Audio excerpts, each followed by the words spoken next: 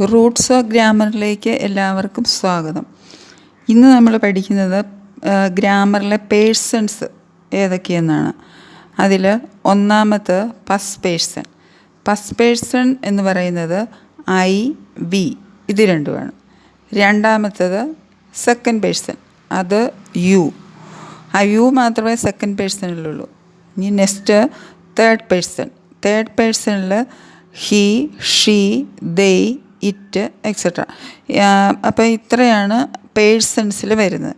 ഇതിനു മുമ്പ് നമ്മൾ ഓക്സിലറി ബർബ്സ് ഈ റൂട്ട്സ് ഓഫ് ഗ്രാമറിൽ ഇട്ടിട്ടുണ്ടായിരുന്നു. അത് ഏതൊക്കെയൊന്ന് നിങ്ങൾ നോക്കണം. അതിനുശേഷം ഈ പേഴ്സൺസ് പഠിക്കുക. ഇനി ഈ പേഴ്സൺസ് പറയുമ്പോൾ അതിനോടൊപ്പം തന്നെ നമുക്ക് പഠിക്കാൻ പറ്റിയ ഒന്നാണ് റിഫ്ലെക്സീവ് പ്രോനൗൺ.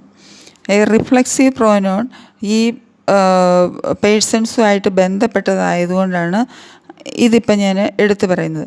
അതായത് ഇപ്പോൾ ഐ എന്ന് പറയുന്നതിൻ്റെ ഒബ്ജക്റ്റ് മീ ആയിട്ട് വരും. അതുപോലെ ബിയുടെ ഒബ്ജക്റ്റ് അസ്സായിട്ട് വരും.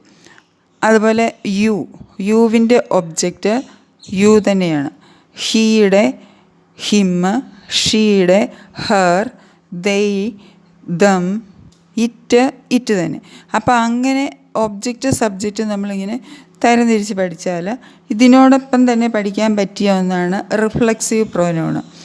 അപ്പോൾ നമ്മൾ ഇനി എന്താണ് ഐയുടെ യുവിൻ്റെ ഒക്കെ എങ്ങനെയാണ് റിഫ്ലെക്സീവ് പ്രോനൗൺ വരുന്നതെന്ന് നോക്കാം.